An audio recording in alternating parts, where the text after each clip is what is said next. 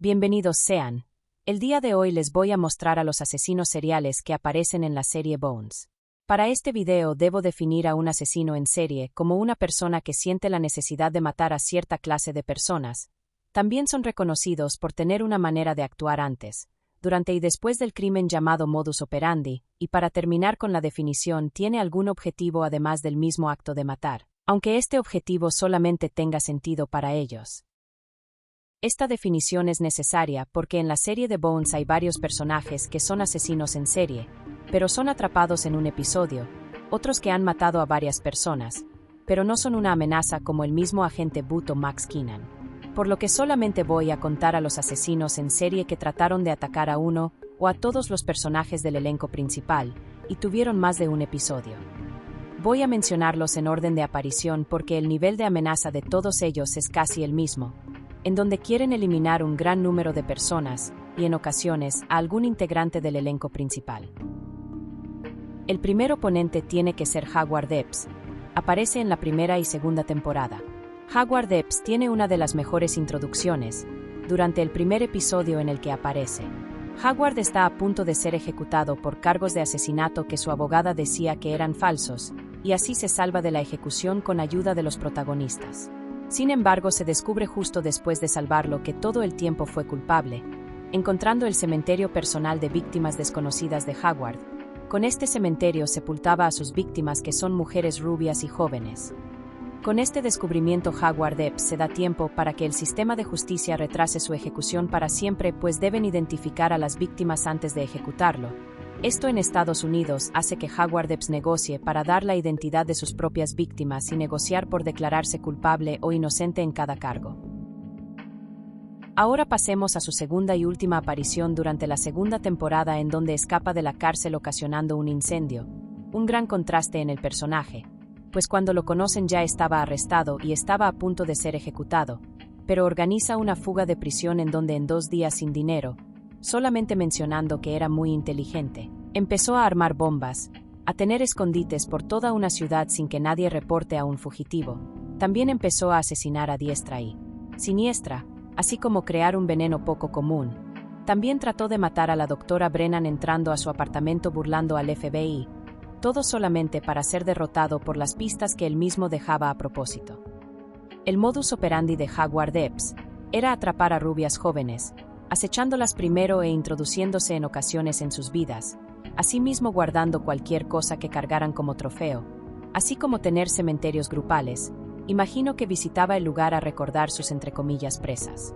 Todo eso en su última aparición, en la que interrogan a su madre, la cual siempre fue extremadamente severa con él hasta el punto de odiarse entre sí. Como fanático de la serie no me acordaba de Howard Epps, pero de la mayoría de los asesinos en serie sí los recordaba a pesar de no haber visto la serie en más de 3 años. Creo que un personaje debe causar impacto, pero Howard Epps no lo hizo y por eso hasta parece critica su segunda aparición, pero no lo es. Si ven solamente sus episodios no explican nada, hasta parecen personajes distintos. Ahora pasemos al siguiente asesino en serie, que también aparece en la segunda temporada. La sepulturera. Aparece por primera vez en la segunda temporada secuestrando a la doctora Brennan y al doctor Hodgins, para enterrarlos vivos por investigar su caso, en donde también enterró a 2 rehenes, para pedir rescate. Coloco a la sepulturera en este puesto aunque su último episodio sea en la temporada 6, porque aparece primero saltándose la tercera temporada. Este oponente no solo causa impacto por su modus operandi, sino por su crueldad al dejar sufriendo a sus víctimas, enterrándolos vivos en contenedores, haciéndole pensar a las víctimas y a sus familiares que tienen una oportunidad de sobrevivir.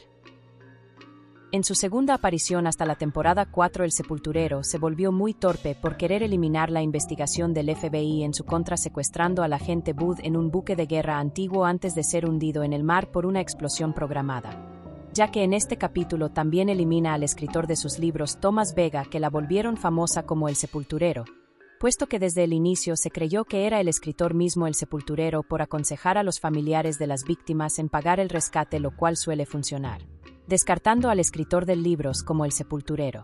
Y ese error lo pagaría caro. En esta segunda aparición también se introduce a sí misma en la investigación del sepulturero, que era un caso sin pistas, por lo cual nadie quería trabajar, Se menciona que la fiscal anterior del caso del sepulturero tuvo un extraño accidente. Para quien no lo sepa, un fiscal es como el abogado de parte del Estado contra un criminal. Lo cual desencadenó que la nueva fiscal del caso Heather Taffet sea identificada con el sepulturero a través de una herida defensiva que llega hasta los huesos causado por haber matado a Thomas Vega. Ahora sin identidad secreta, fue cuestión de tiempo que supieran dónde guardaba sus armas para secuestrar y dónde planeaba sus crímenes. Ya que había creado una identidad falsa tomando un apellido de casada que solamente usaba para sus actividades criminales. Entre sus actividades criminales, eliminar a su esposo. Para la tercera aparición de Heather Taffet alias el sepulturero, que sucede hasta la temporada 5, ya arrestada desde la última vez que apareció, vence todos los cargos en su contra debido a que secuestró a quienes investigaban su caso, es decir, a la doctora Brennan, al doctor Hodgins y al agente Booth, lo cual le ayudó a que se descartaran las evidencias debido a que se pueda perder un punto de vista neutral que debería tener cualquier investigador, cosa que los investigadores del Jeffersonian no cumplían. Sin embargo, otra torpeza del sepulturero hace que la condenen a pena de muerte, pues les da pistas para que encuentren los restos humanos de un niño, para lo cual deben retirar todos los cargos los investigadores del Jeffersonian, para poder participar en ese nuevo caso de homicidio, con la intención del sepulturero de vencer psicológicamente a los protagonistas, que por cierto estuvo cerca de hacer que los protagonistas se rindieran para siempre. Su modus operandi para no dejar casi nada de evidencia en las escenas del crimen era enterrar a sus víctimas, casi siempre hombres preadolescentes. Me hubiera gustado saber el por qué cometía sus crímenes. Y es la última vez que se sepa del sepulturero hasta la temporada 6. Volvamos a la temporada 3 para centrarnos en el siguiente asesino en serie. El Gormogon solamente aparece en la temporada 3. Este no es solamente un asesino en serie, es un culto, el cual existe desde el siglo XVIII, con el propósito de liberar a la humanidad de las sociedades secretas, como por ejemplo los masones. Sin embargo, esta libertad que predican los gormogones no es solamente el libre albedrío, es salvajismo, pues para empezar tienen la costumbre de comer carne de los miembros de otras sociedades secretas. Afortunadamente para el resto del mundo estas ideas no han sobrevivido hasta nuestros días. O eso diría, si es que en la serie de Bones se encontraron cuerpos por todo el estado de Washington con marcas de dientes humanos en los huesos, así como un museo improvisado dentro de una bóveda de banco abandonado en un ritual en donde se reemplazan huesos de plata por huesos humanos, cada uno de personas destacadas, teniendo en cuenta que el cuerpo humano tiene aproximadamente 200 huesos, pues podemos imaginar cuánto tiempo se va a necesitar para reemplazar cada hueso de plata por huesos humanos. El culto Gormogon tiene solamente 2 miembros por cada ciclo, pensando que cada ciclo es el tiempo que tarda en hacerse un reemplazo de los huesos de plata. El culto es un maestro y un aprendiz, por las propias convicciones del culto por asesinar y consumir personas, y por lo difícil que es convencer a alguien de cazar y consumir carne humana. Los aprendices deben ser huérfanos o jóvenes manipulables al alcance del acaudalado maestro. Arthur Graves es el miembro más viejo del culto Gormogon, con vida es el maestro del maestro actual, se retiró. Sin embargo, padece de Alzheimer, por lo que morirá sin poder recordar lo que hizo y de forma conveniente hace inútil que lo arresten. Asimismo, en algún momento se arrancó los dientes por dientes caninos humanos, haciendo una dentadura. Es parte del ritual para ser un maestro del culto Gormogon por la convicción de ser depredadores. Desafortunadamente, tiene el culto 3 apariciones en la temporada 3, muy pocas para toda historia mítica de culto secreto, aunque esto hace creíble su poco alcance y lo fácil que fue acabar con el culto. Lejos de ser mi favorito, el culto Gormogon tiene repercusión al haber reclutado al ayudante de la doctora Brennan Sakady, pues su personalidad era demasiado pasiva, tanto que el culto, formado únicamente por el maestro Gormogon porque nunca se conoció su nombre, lo convenció de trabajar para él. El culto Gormogon es disuelto en una sola escena, acabando con el maestro en una redada del FBI y el Dr. Sakady siendo arrestado en un hospital psiquiátrico por unirse a esas ideas. No hay un modus operandi más allá de seleccionar a personas destacadas en ausencia de sociedades secretas, tomando el hueso que utilizan en su talento destacado y reemplazarlos con los de plata. No tiene otra motivación más allá de cumplir con sus rituales. Ahora me gustaría ir al siguiente asesino en serie que atacó de forma psicológica a casi todo el elenco de Bones.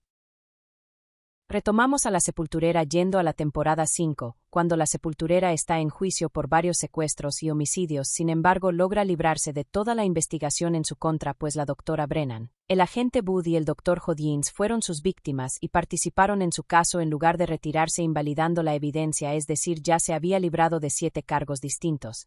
Pero por arrogancia les da una pista sobre una víctima desconocida, por lo que renuncia a demandarla y resuelven el caso y la envían a prisión.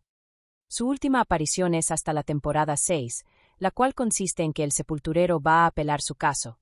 Sin embargo, el padre de una de las víctimas cuyo caso desecharon en la temporada 5 contrata a un asesino a sueldo y es disparada por un francotirador al inicio del episodio.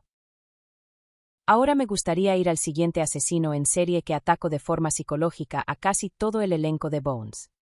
Jacob Bratski. Un francotirador que entrenó a Booth para ser junto a varios tiradores a distancia de primera clase, contando con solamente 3 apariciones en la temporada 6. La primera aparición es, creo yo, la mejor introducción.